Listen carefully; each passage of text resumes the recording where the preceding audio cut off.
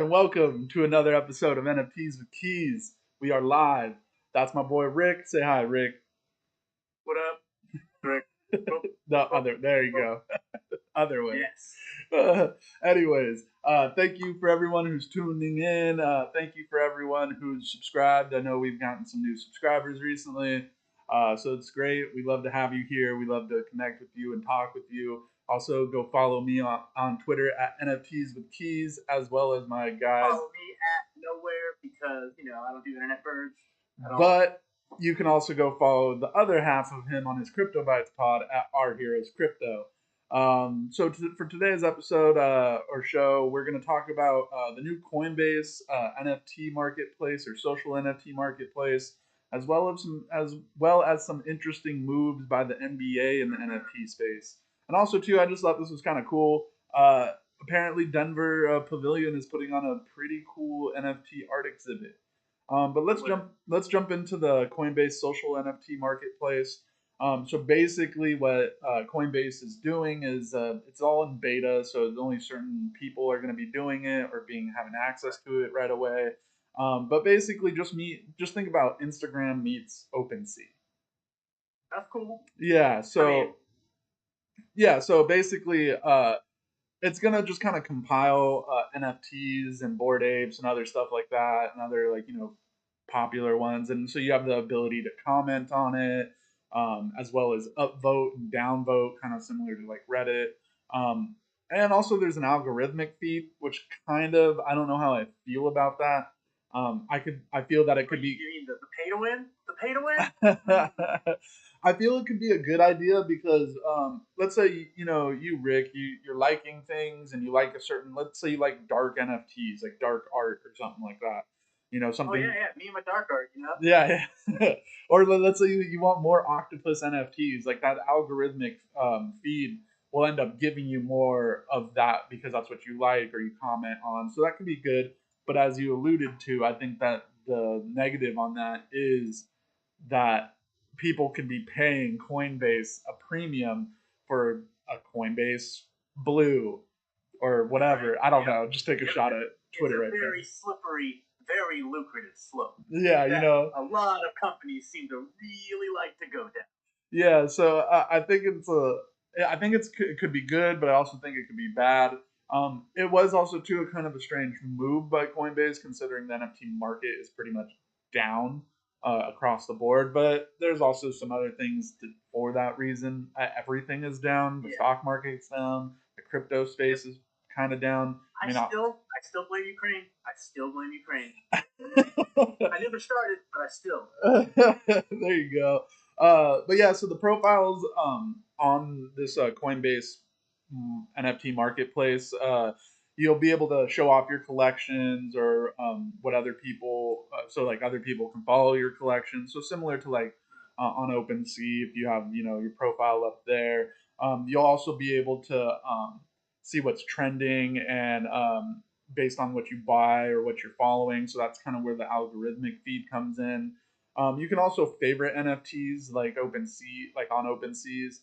The marketplace at the moment only supports. This is actually the way they worded it. It only supports at the moment Ethereum blockchain because it's in beta. So I have a feeling that there's going to be a lot of other blockchains that they're going to try to integrate into this, considering it's Coinbase. So they already kind of have the wallet support for a Cardano or a Solana or Tezos. It's Coinbase saying, as long as Ethereum is the most lucrative choice for the NFT marketplace, Coinbase will facilitate that. Once, I don't know, Solana or Cardano's NFTs become lucrative in trade, we'll talk. Yeah, or just in general. I mean, it could still be lucrative for them. You know what I mean?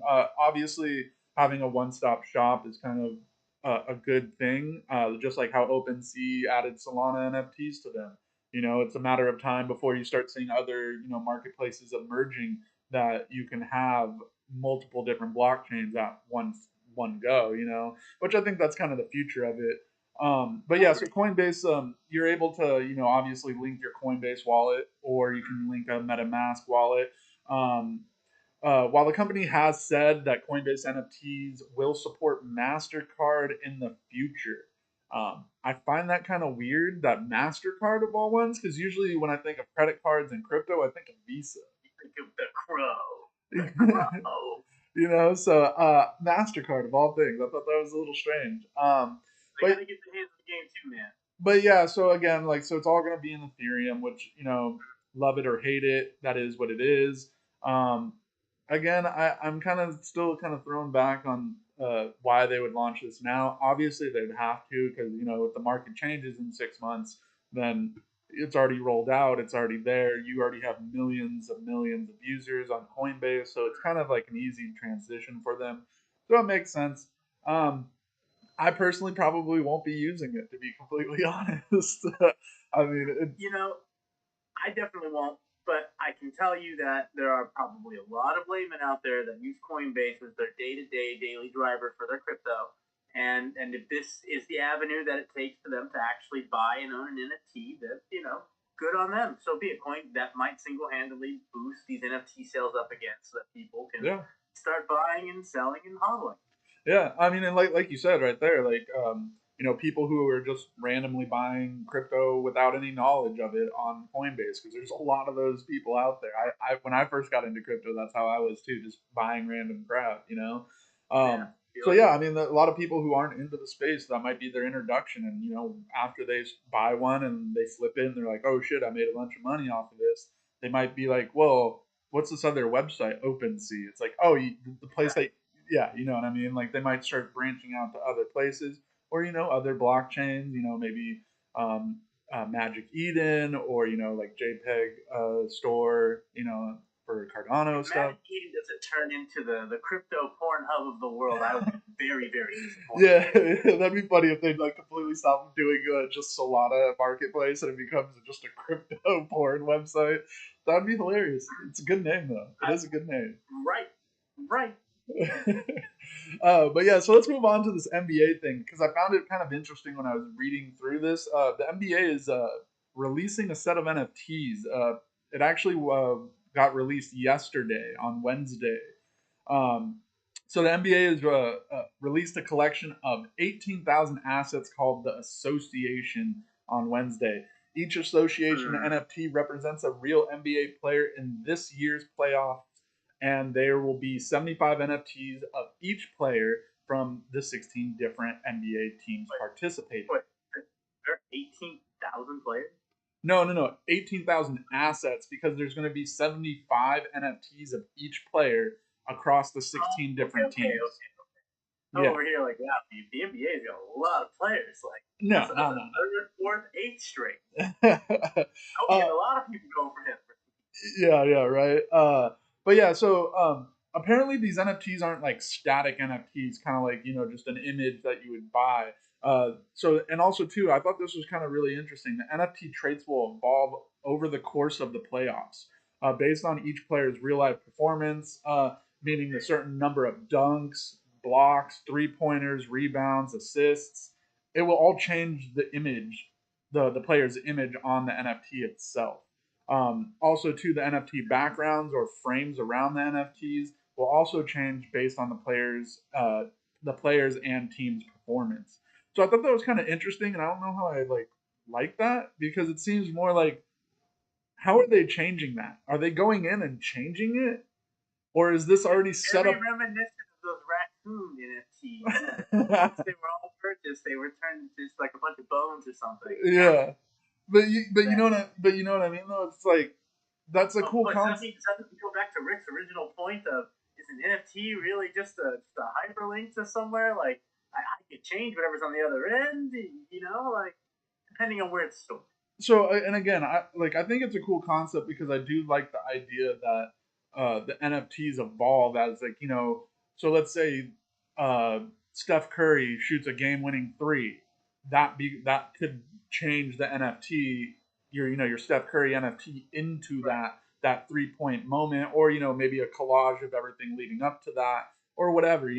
But the fact that it changes is what gives me pause, because again, kind of like you said, like, is this just a hyperlink somewhere where someone's just changing it, or is this somehow embedded in some crazy code that's in, like, the image No, itself?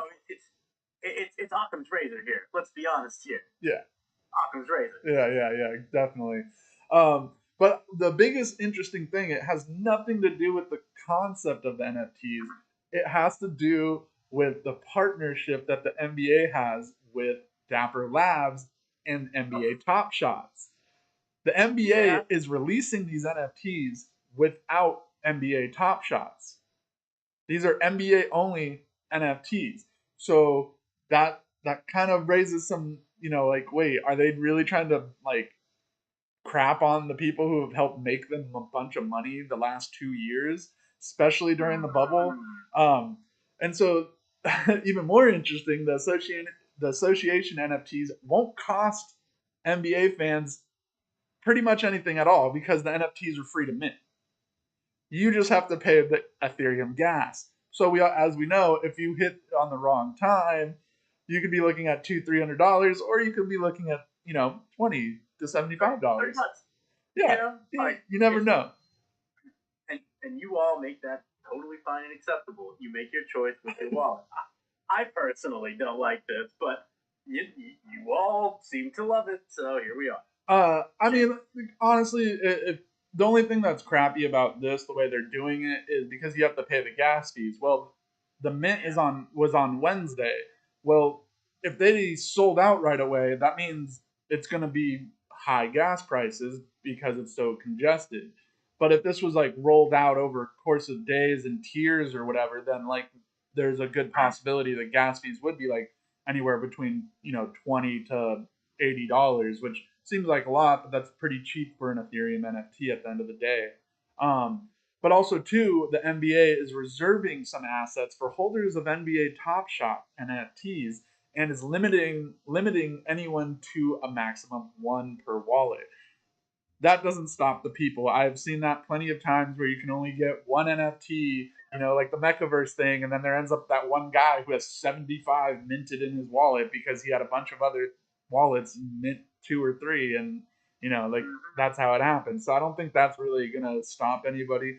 But I do like that they added the whole NBA Top Shots NFT holders will get a chance because they're holding some just for them. So I think that's kind of cool. But at the same time, it is interesting that they're using this as a like the NBA is like, no, let's cut out Dapper Labs after we've set up this whole thing for them. And hate it or love it, Top Shots have made a lot of money, and it kind of gives more viability to NFTs in a trading card kind of capacity. Considering I'm surprised we don't hear anything about Topps or Bowman, those or Upper Deck. Those are all card companies not doing NFTs because it would be really easy to make an NFT with a QR code on the back of your card, and it's just let's say it's a Mike Trout baseball card or a Shohei Otani card. Like it could just be a Look at stat. you, Konami. Yu-Gi-Oh could be done in NFTs. Could you imagine what you could do with Yu-Gi-Oh NFTs? That Red Eyes Black Dragon is real, homie. Yeah. I mean, because imagine that on the back of the card, you could have the NFT, which would you could have it move to your wallet. I think there does kind of come into some conflict when it comes to that kind of stuff because sure, the card might be worth something down the line, but is the card worth more or less? Does it have the NFT still tied to it? Can you tie the NFT back to the card? So I think that's kind of an issue that they would run into. But at the same time, you would create even more scarcity for a card of, let's say, again, Mike Trout, or someone famous in baseball, or a LeBron James, or or a LaMelo Ball player, and the NFT is still on the card. Well, that card might be worth, let's say, 10 grand in the future, but with the NFT on it, and now it's worth 60 grand because the NFT is still on the card. But We created an NFT card game, right? that's So already a so thing. you cut the cards. Oh, hear me out. So you got the cards, right? And they have those basic QR codes on there, and art and all of that, probably cool, right? And there's a full on actual game around this, right? But you would use the camera on the cards because of said QR codes, right? We'd be able to like see what the game really should be, right? Now here's the thing. Because this would be tied to some cell phone app, right? that QR code for the dragon thing, or in this case, tiny garden gnome, because why not? Tiny garden gnome is now like assigned to say an NFT you own that you purchased from us, the creators, and this NFT could evolve, and like per us, however we see fit, that I can make that work into the app, right? So like it's evolved for whatever reason, and we can see it, the other person can see it, and because the QR code is tied to said little garden gnome, whichever card has a little garden gnome on there, your NFT garden gnome is there instead of the standard default because you own it, and it's been upgraded, so it looks all cool and stuff. Yeah, no, I think honestly that is a good idea, especially for Like, kind of like you said, that would be good for a Yu-Gi-Oh or a Pokemon or hold on, or augmented reality Magic next to Magic the Gathering. That would be a good one Magic too. the Gathering. You know what I Wizards mean? of the Coast, hit me up. Like, I mean, those are good ideas for it, and that's essentially too kind of diverting from what we were talking about. How I keep saying with the video game industry, it needs to create its own thing. I don't see Yeah, Magic being used that way. Maybe as a new series or something, they can do something like that.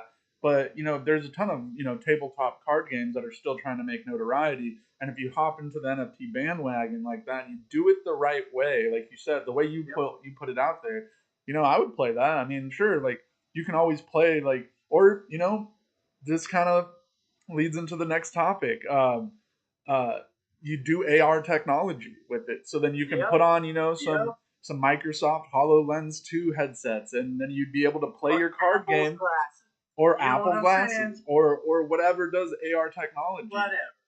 And you'd be able to sit there and play a tabletop game, and it would look like as if you are actually battling Pokemon or battling, a swamp thing in Magic, like or Avatar Except my WoW Swamp or Thing's got the golden fist because, I got that sweet NFT golden fist. but so mentioning the AR stuff, the augmented reality, a new pop up NFT art pop up exhibit showed up at Denver Pavilion. I think it already has launched. Yeah, it went public on 420. So the NFT art exhibit at the Denver Pavilion. At first glance, when you walk in, there's nothing on the walls. There's nothing going on, and you'd be like, "How is this an art exhibit? Why did I pay money to come here?" Until you put on the AR glasses or you use your phone to show the room or the art that's going on. So, I know I kind of plugged a Microsoft product there, but the Microsoft HoloLens 2 are those headsets are what they use at this art gallery. And so basically, once you put it on, everything pretty much from my understanding in the room just comes to life. There's blooming lotuses, there's a series of floating jellyfish just floating in the room with you. So it That's completely. cool. So I mean, we've said this before on other shows. Just it's like Ready Player One, except not metaverse, more real life, which kind of comes into what I think is going to happen, where people still want to have person to person interaction. So as much as we think the metaverse is going to be the future, where everyone's going to just be living in this digital world, I think the real world will become digital, where everyone's going to be wearing some type of goggles or glasses or contact lenses or God forbid some cyberpunk world with cybernetic eyes where you're able to see all this stuff. So I think that's where it's going. So it is kind of cool to see NFTs or an NFT art exhibit, kind of like spearheading that whole thing. The experience is part of the Verse, the art of the future. This show is run by a California-based tech startup, Enclu. Uh, and so again, it officially opened up at the Denver Pavilion on 420. Just kind of a brilliant tactic when you think about Colorado was the first state in the union to legalize marijuana recreationally. On 420, you're going to get a ton of people who are stoned out of their mind and want to have a visual experience that blows their mind. So it's genius. Some of the NFTs included are Bored Ape Yacht Club, Block Bar, as well as some local artists by like Chris Dyer or Hyperstasis or Michelle Kohler. Um, and this isn't the second time that these people have put on this augmented reality NFT art exhibit. The first one they did was in San Francisco this past February, which actually during it Lions-based artist Android Jones actually was able to manage to sell his piece Electro Forest for 11 Ethereum. So this is actually kind of cool, because yeah, 11 Ethereum, you're talking about what, 30,000, $33,000 just on the spot. Like, so uh, so most of the NFTs on display are for sale. I'm sure there's some that aren't, but they're all also in Ethereum. So you better have a lot of Ethereum, because I doubt these people are going to be selling them for point 0.2, point 0.1. These are probably going for 10 or 11 or something like that. I do think it's kind of cool that these artists are the ones setting the prices, and it's not like the Pavilion or Enclu or however you say their name. They're setting the price.